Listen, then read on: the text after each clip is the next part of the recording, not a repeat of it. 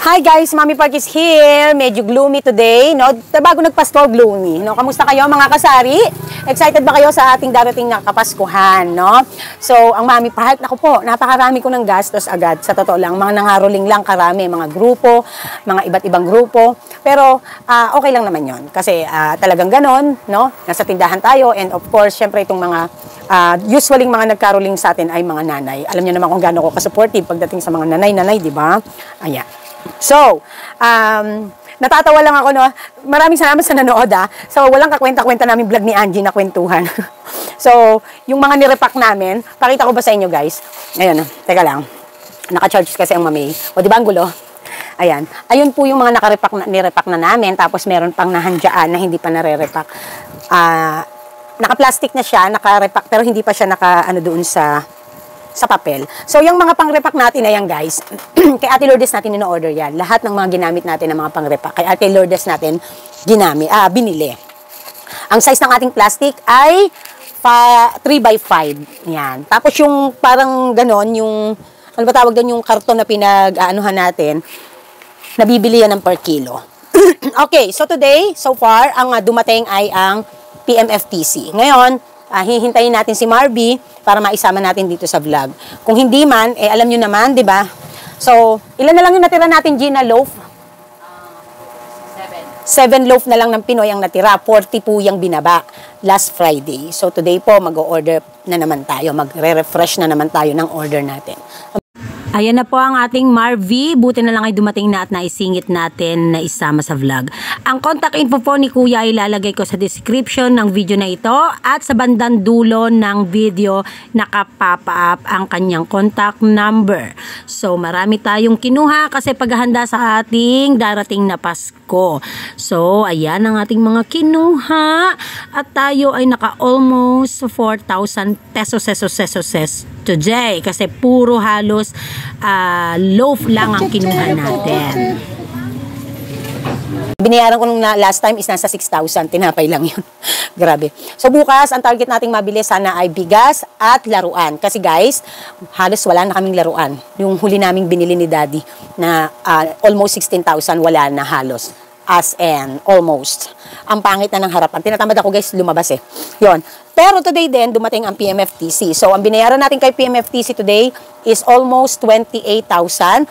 At ang ating ipinababa ngayon ay nasa 40,000. 40 ba?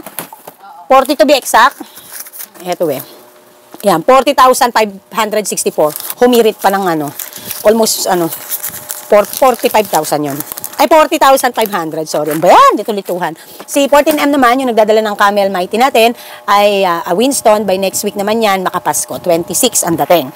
So, heto yung ating kinuha ngayon for today's video. Ayan, ayan. Ayan, nasa lupa. Dahil ko pa. Ayan, ayan guys. Nandyan. Ayan. Ayan. Wala kasi mapaglagyan eh. Ilalagay natin ulit yan dito sa ating mga stocks, no? Ayan.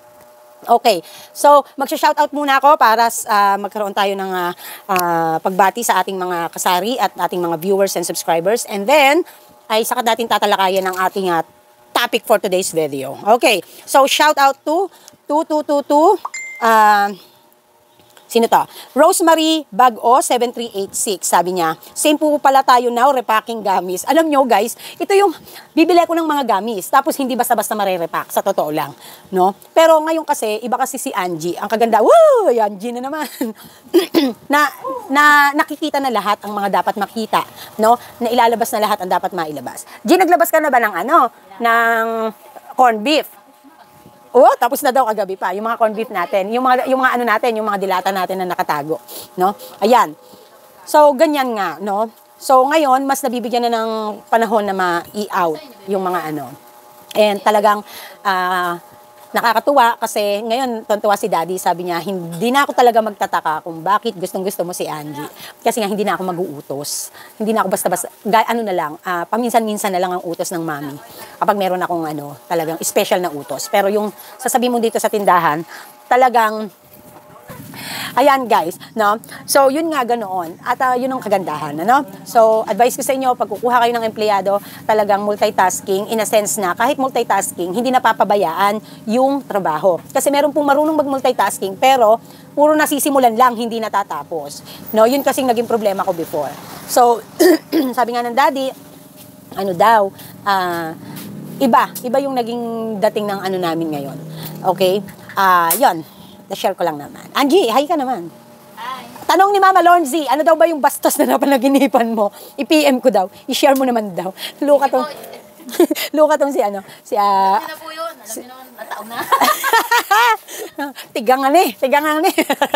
Luka talaga tong Angie na to, no? Ayan. Si Mama Lonzy kasi nag-comment dito, ano, PM daw kung anong napanaginipan ng angge. Ayan. Thank you, Mama Lonzy, no, from Kuwait. Ayan.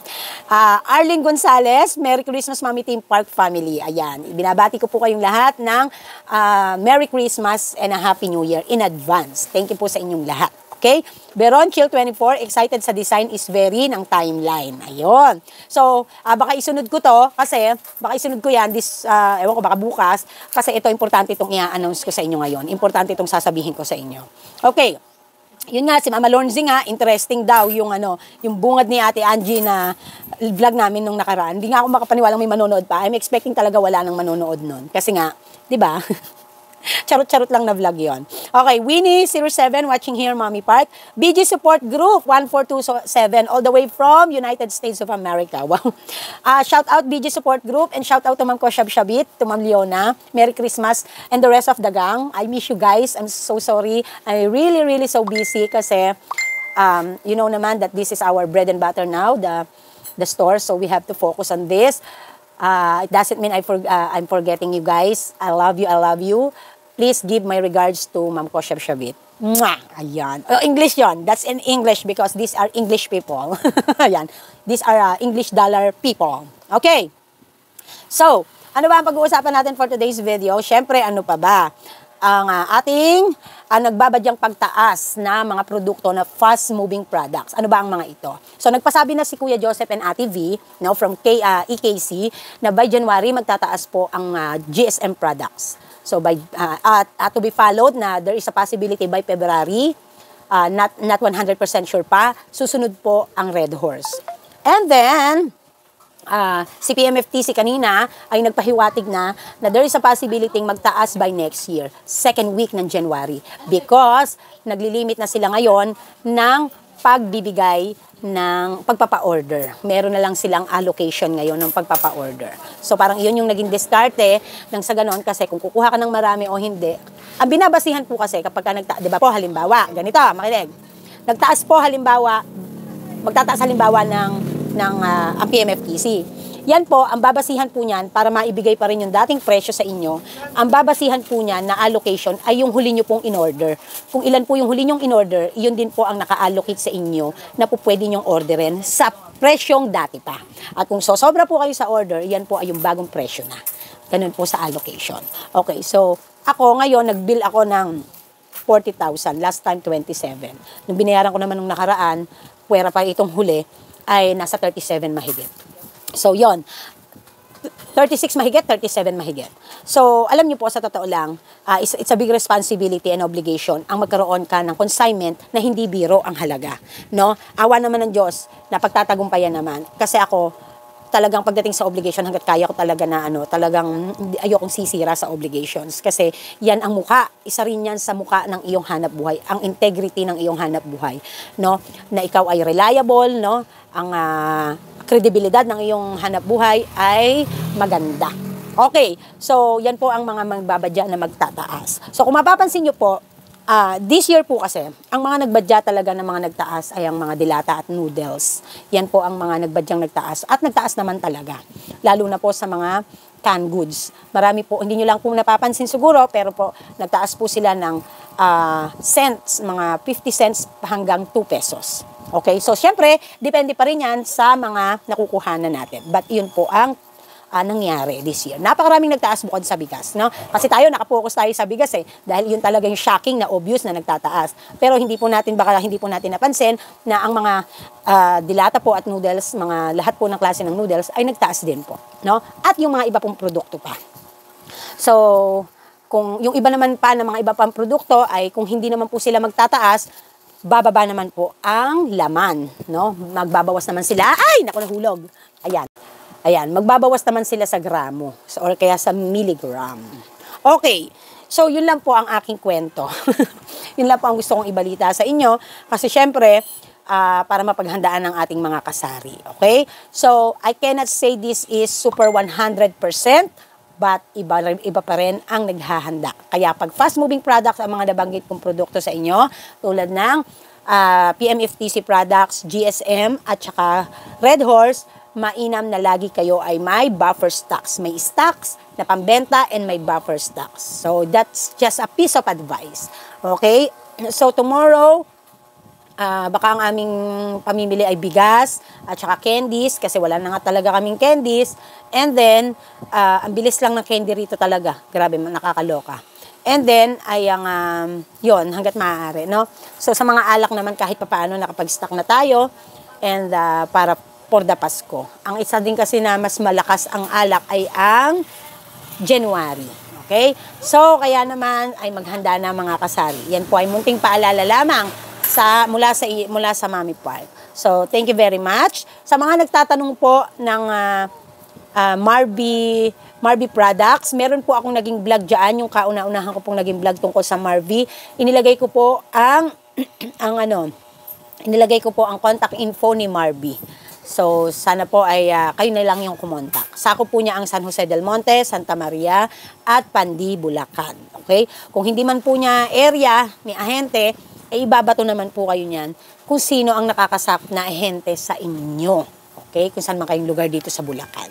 So, usually po, nang binablog ng Mami Park na mga ahente ay within Bulacan ang kanilang area. But, syempre, pwede naman kayong magbaka sakali na magtanong. Okay? So, this is Mami Park and this is Kim Park. See you on our next vlog. Fighting! Bye! Busy po kami. Busy kami yung tumanga. Gloomy day kasi today. So, hindi pa masyado. Sa gabi, kami busy. Sa gabi kami talagang rumaratsyada. Oh, sabi ni Angie, sa gabi daw kami pinagsakluban ng langit at lupa. Langit lang! Langit lang kasi blessing yan. Okay? So, this is Mami Park and this is Team Park. Bye!